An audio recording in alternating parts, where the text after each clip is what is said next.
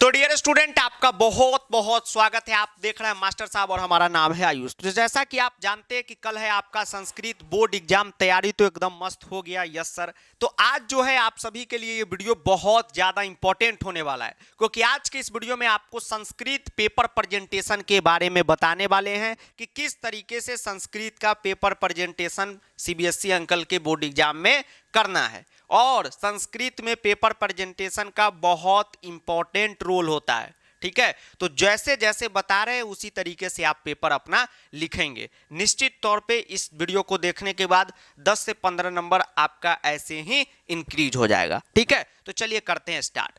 देखिए, सबसे पहला पॉइंट आप अपने ध्यान में रखेंगे संस्कृत के पेपर देने में। सबसे पहला पॉइंट, ये गलती आप नहीं करेंगे। जब आप बोर्ड एग्जाम देने जाइएगा बाबू, तो आपको इसी प्रकार का आंसर शीट मिलेगा, ठीक है। ऐसे नहीं रहता है, ऐसे रहता है।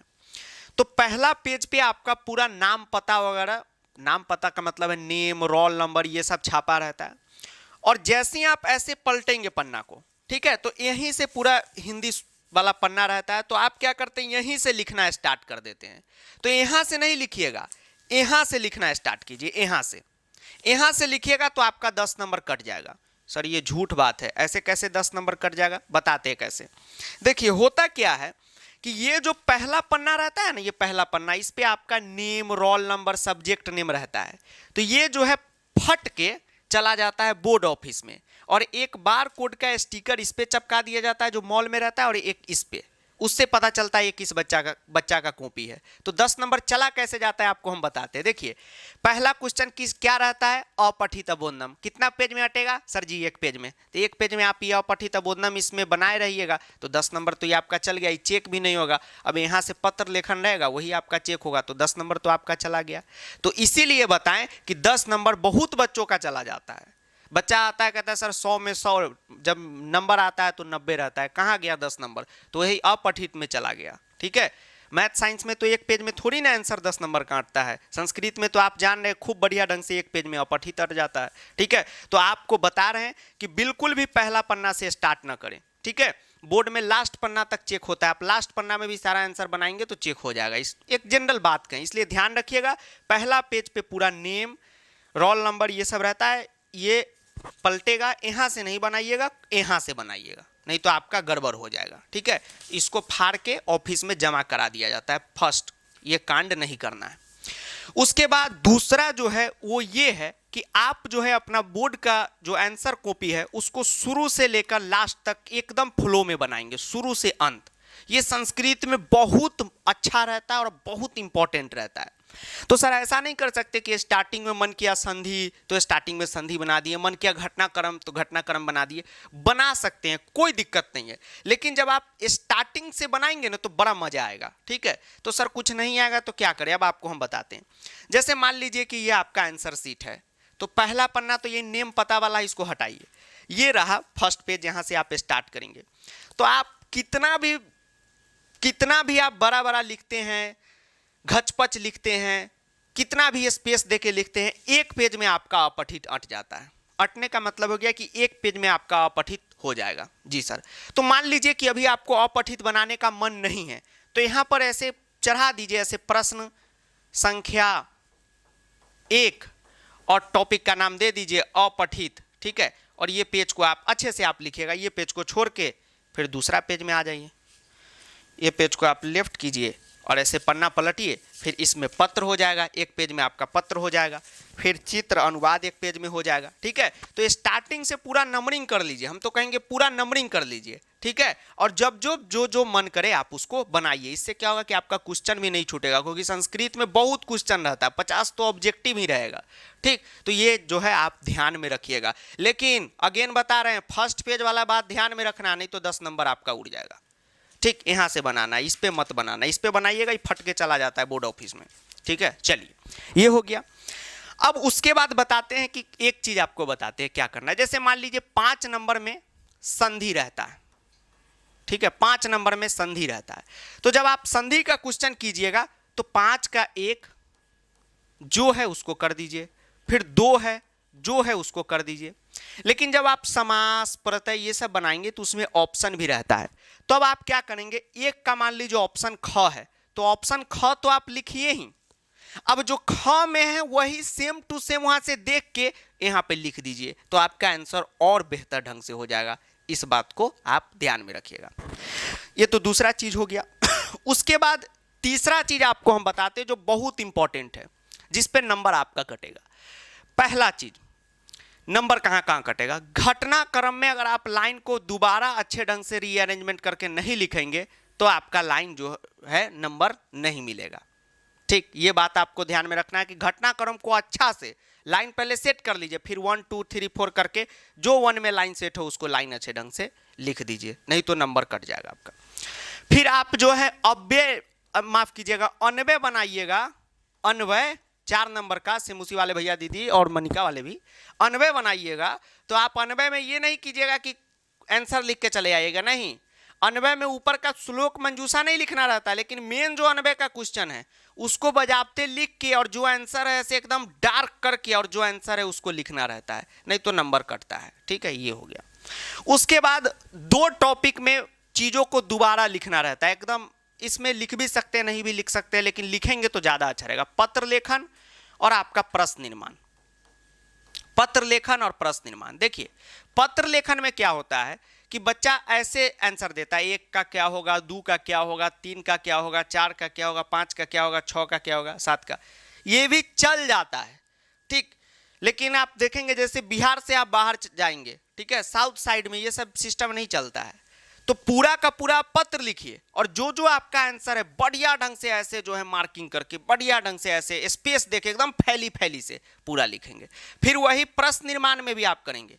प्रश्न निर्माण में आंसर जो है ऐसे लिख दीजिएगा, 1 का किम, 2 का कस्य, जो भी आंसर हो मान लीजिए, तो वो उतना बेहतर नहीं होगा। आपका जो क्वेश्चन है उसको फिर से लिखिए और जहां पे प्रश्न निर्माण करना है वहां पर किम लिख के ऐसे ऐसे ऐसे ऐसे ऐसे दे दीजिए। ठीक है, तब लगेगा कि हाँ आंसर किया है। तो ये सब चीजें आपको ध्यान में रखना है, नहीं तो आपका नंबर उड़ सकता है। ठीक, ये हो गया।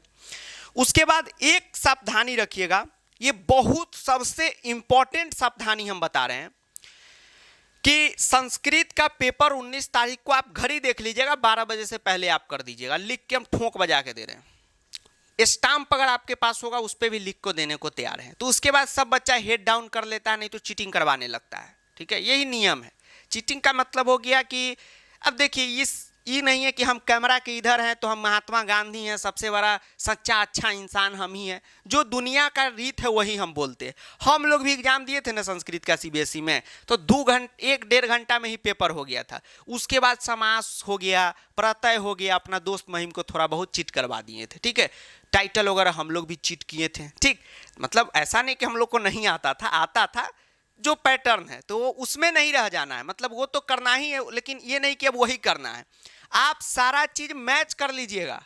ठीक है, कि हाँ भाई 5 संधि है, 5 नंबर टॉपिक संधि है, संधि में हमको 4 गो क्वेश्चन बनाना है। क्या चारों क्वेश्चन हमने बनाया है कि नहीं बनाया है?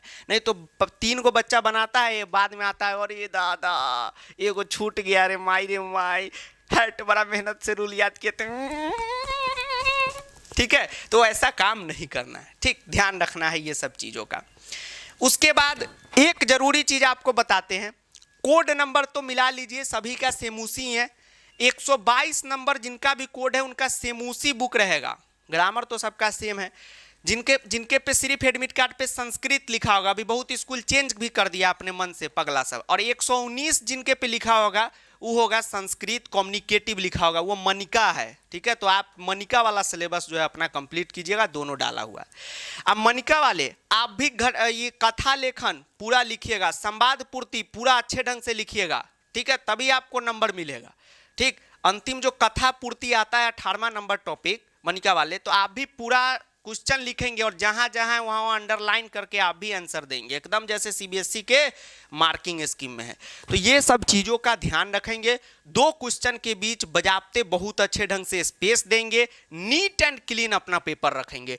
32 पन्ना का एक मुट्ठा मिलता है इसे, अगर वो भी घट जाएगा, असंभव बात है, तो भी आपको एक्स्ट्रा पन्ना मिलेगा।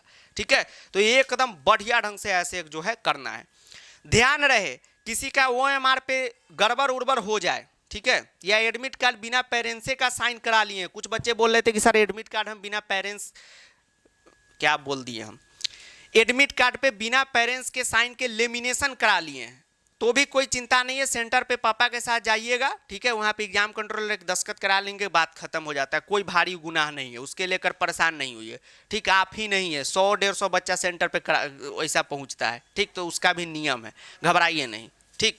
चलिए, और 19 तारीख है कल, तो कल सीतामढ़ी वही अपना अड्डा पे, ठीक है, हेलेंस स्कूल पे, जहाँ पे डीएवी के भाई बंधु का एग्ज़ाम है, तो पहुँच जाएंगे अपने पुराने अड्डे पे, ठीक, मतलब विजिट करने। तो आप लोग आइएगा एग्ज़ाम दे के बाहर में, तो माहौल टाइट कर दिया जाएगा, ठीक है, तो मेल मिलाप होगा, ठीक, फिर आगे का बातचीत होगा कि किस तरीके से अगला एग्ज़ाम दिया जाए, बाबू सोना को क्या अप्रोच रहे, कोटा कैसे जाया जाए, ठीक है, सब बातचीत होगा सेंटर पे, ठीक है। तो चलिए, आप सभी को बहुत बहुत शुभकामनाएं, ध्यान रखिए ये सब चीज़ों का, जो जो बताए हैं उसका ध्यान रखें। हाँ, अगेन बाबू, हुलबुल्ली का बिहा कनपटिए में सिंदूर नहीं करना है, पहला पेज नाम पता यहाँ से नहीं लिखना है, यहाँ से लिखना है, ठीक। आपका जब कॉपी चेक हो, क्या बच्चा है रे, क्या है, क्या नाम है, 100 में 100 दे दो, ठीक, वो करना है। एडमिट कार्ड को खास ध्यान रखना है, नहीं तो कल ही बताए थे, लड़का सबका एडमिट कार्ड ऐसा रहता है बिना लेमिनेशन का, एग्ज़ाम ख़त्म हुआ ऐसे मोड़ उड़ के अपना जेबी में घुसिया के जल दिया, लड़का सबका ये है, इतना भरोसा रहता है कि दोस्तों को दे देता है, ले दोस्त एडमिट कार्ड पकड़, हाँ एग्ज़ाम के दिन लेके आई है, ठीक। लड़की सब तो अपने पापा के साथ आती हैं, कैसी हो, एग्ज़ाम बहुत अच्छा गया, एडमिट कार्ड ऐसे पकड़ी हुई। तो आप भी लड़की सब के तरह ही एडमिट कार्ड पकड़ के अपने घर पे सुरक्षित रखें, वरना एग्जाम में दिक्कत हो जाएगा, ठीक। तो चलिए, घड़ी बोर्ड में लगा रहेगा, ब्लू ब्लैक पेन जो है एडमिट कार्ड पे, हर साल सीबीएसई पगला है, हर साल बदल देता है, जो एडमिट कार्ड पे ब्लू ब्लैक लिखा हो वही से यूज करे, ब्लू ही यूज करे, ज़्यादा अच्छा रहेगा। और दूसरा, मीडियम ऑफ आंसरिंग जो पूछ रहे थे तो वो हिंदी रहेगा, ठीक, मीडियम ऑफ आंसरिंग जो है वो संस्कृत नहीं रहता है, ठीक है, हिंदी रहता है, लेकिन उससे घबराना नहीं है, कोड नंबर अच्छे से लिखे, और ज़्यादा गाइडलाइन वो रूम में जो रहते हैं वो कोई चढ़ा के नहीं रहते, वो एग्ज़ाम पास करके, मतलब कि ट्रेनिंग उनको मिला रहता है, तो वो बताएंगे, क्योंकि 19 तारीख को जो है ना आप पूरा हिल जाएंगे अंदर से, 19 तारीख को खुशियाँ बहुत मज़ा आपको आएगा, ठीक है। तो तब तक के लिए जय हिंद, वंदे मातरम, आदाब, नमस्कार, सत श्री अकाल, प्रणाम, धन्यवाद। वीडियो को दोस्तों के साथ शेयर करेंगे, बाबू सोना के साथ भी शेयर करेंगे, और बच्चों एकदम मज़ा में एग्जाम देना। Thank you.